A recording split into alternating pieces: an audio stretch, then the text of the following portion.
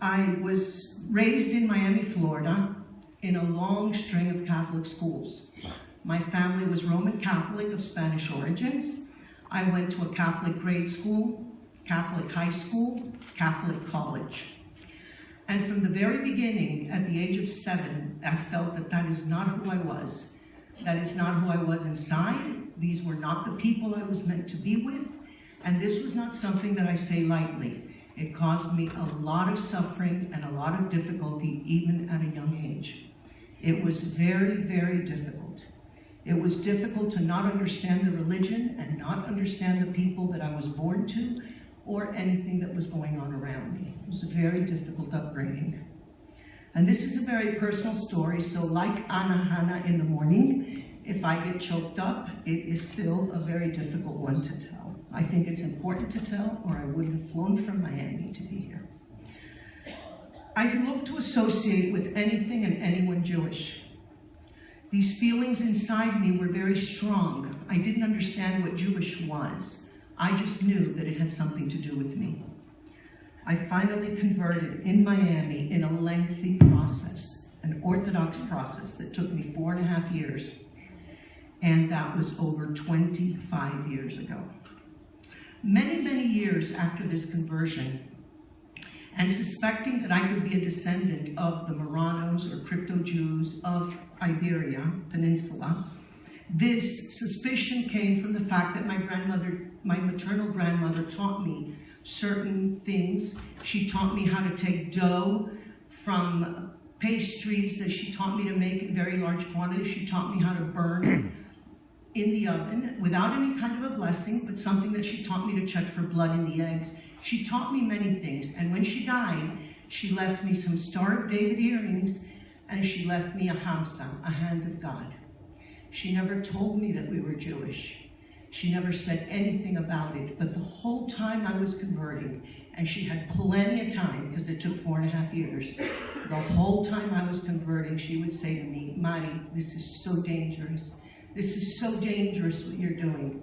And I thought she was telling me how dangerous it was for my soul, that I would fry in hell. This is what we learn as Catholics. Only later to realize that what she was telling me was how dangerous it was to be a Jew. But she never chose to tell me. What she did do, though, was leave me these very special artifacts. And once she did that, I took it upon myself to go back. I was already a practicing Jew. Ashkenaz, I may say, because I've had these identity crises all along, which happens to all of us. I grew up Catholic, then I became an Ashkenazi Jew, and I learned how to make kugel and gefilte fish, and then all of a sudden I hear I'm a Sephardic Jew, and I have to learn how to make kibbeh. I'm just going to stop while I'm ahead with the gefilte fish, but it is a very difficult transition that we go to. I went back and I found an unbroken maternal lineage going back to 1405. My first 15 grandmothers were from Spain. Grandmothers 16 through 22 were from the area of Bragança, Portugal. Each one of these grandmothers, I have their birth certificates, death certificates, and at the last level of the genealogy, I have 40 Inquisition documents sitting squarely on my maternal lineage. My family was judged and processed because they continued practicing their Judaism until they could no longer. They were killed, they were judged. They were judged for not lighting a fire on the Sabbath, not eating pork, for wearing a clean shirt on Shabbat, for the silliest of things, and some of them died saying that they would only live by the law of Moses. Back in the Inquisition records, it doesn't talk about Judaism, it talks about the law of Moses. And I have many of these grandmothers and the uncles and the aunts who died by the law of Moses, and never once, not through the 263 pages of those Inquisition processes that I go through every single night, not one of them fell onto the torture and died as martyrs for the religion of the law of Moses. It took me many resources that few people have numerous trips into the archives of Spain and Portugal. And it can be done. It absolutely can be done. Can everybody do it? Absolutely not. They cannot do it because they don't have the ability to do it, the money to do it, the time to do it. But can it be done? Yes, all those archives are there. Absolutely it can be done. And I know it because I'm not a historian, I'm not an academic, I'm in pharmaceuticals. So this is something that I started to do for myself, and then I learned and this world opened up. I also did a DNA test. I was very curious what was going on with this DNA thing. And I went to Family Tree DNA, which is the one that supposedly works the most with the Jews. And I didn't think I was going to find anything. I did my maternal DNA, and lo and behold, I find a young man in Brazil with the same last name as my grandfather, Ramus. And that was freaky. So I started communicating with him, and I didn't know how to ask him if he was Jewish, if he was Catholic, or what. And it turns out that he was born into a Catholic family. He was a genealogist.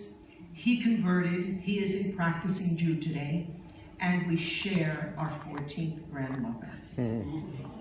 This is not a coincidence. I found this through DNA later as just, let me try this out and see what's going on. I didn't go into it. So the reality is that if you have the paperwork and you find this through the DNA, I know for a fact, by the way, I did not have any other matches.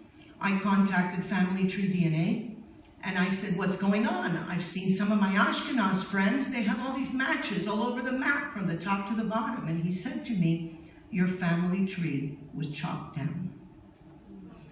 I did not do this for myself.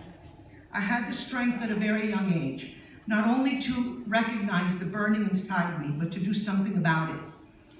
I stand in this place today so that you can hear the voice of the thousands of descendants of the crypto-Jews that are scattered all over the world. Those whose neshemas are crying out to come back, to come home and take their place amongst the Jewish people. I now dedicate myself to the task of bringing this information to light practically every day, 6 days a week.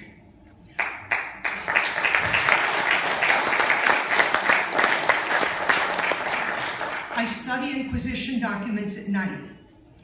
Doesn't do for good sleep. I don't suggest it. It's a little scary. I search for family trees that will help other B'nai Anusim, and I look for migratory patterns that will help us all understand the true diaspora of the Spanish-Portuguese Jews. I answer hundreds of emails monthly, asking me for advice, asking me what can they do to come back, and how will Israel accept them, and how will other Jews accept them. And all I can do is help them with their genealogies.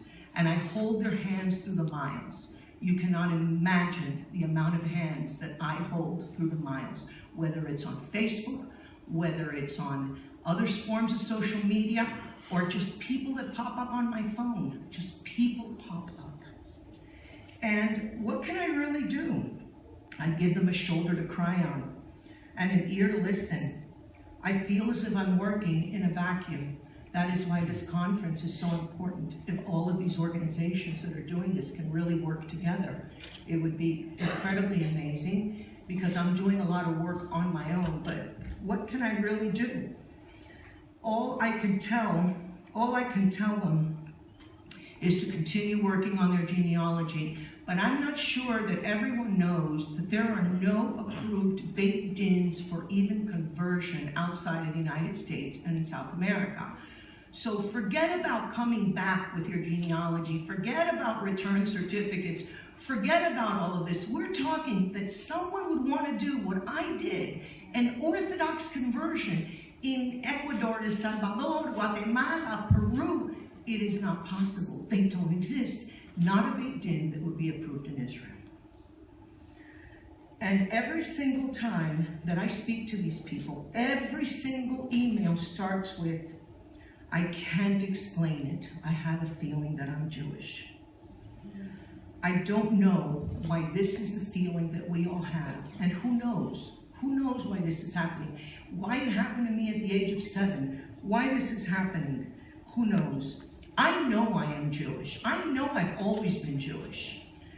For crying out loud, who would do this if they weren't Jewish? Seriously. But now, my voice...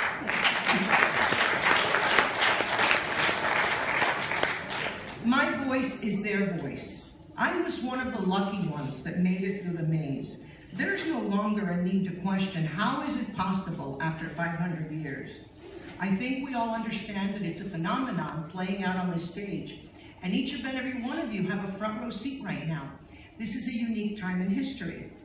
I think that there is a window, like Avi said before, there is a window, but I am not an unusual case. I am the norm in the world that I revolve in. I go to Latin America every 2 weeks, and I speak to halls like this that are full of descendants, more people than are here today. Some want to come back to the Jewish people. Some just want to reconectar with their ancestors while remaining Catholic. Those are the ones that we need. We need them to be our friends. We need friends as Jews and as Israel. We need friends all over the world.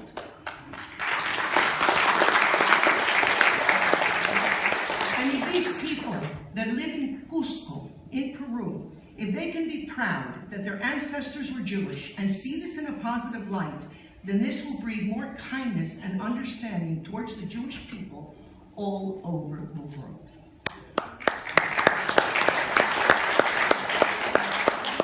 One thing is for sure, we come to this place as B'nai Anusim, we come alone. This is very different from other groups of Jews. When the Russian Jews came to Israel, they came with their families, whole families with all of their bags. That's not how we come back. We come back alone, one by one. That's why this is so challenging. We're not coming with a whole family in 15 steamer trunks, one by one. And I have to tell you something. We're all relying on these genealogies, and it's great. But I got a whole Catholic family sitting at home with my genealogy. And it has nothing to do with them. They're as Catholic as they come, will continue to be as Catholic as they come. This is inside.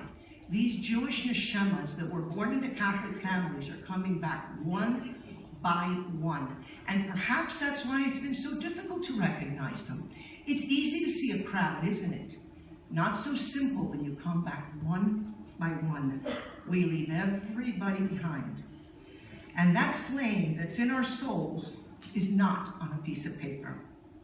This is a huge challenge because our families turn against us. It makes it very difficult. You have to be very strong. And when we emerge on the other side of this tornado, we must be there to embrace these people. If they are strong enough to do it, then all we have to do is just extend the hand.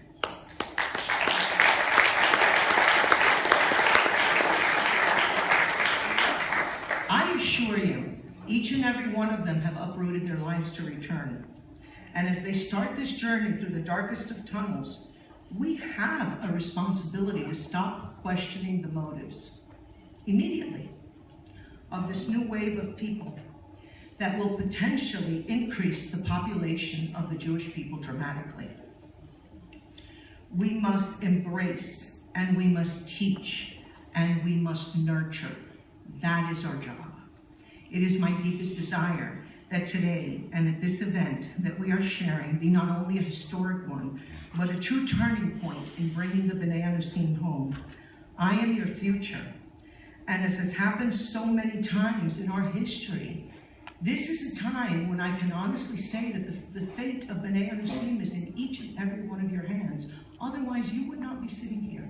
You would be elsewhere today. But if you have come to this hall, it's because you are here to accept that responsibility.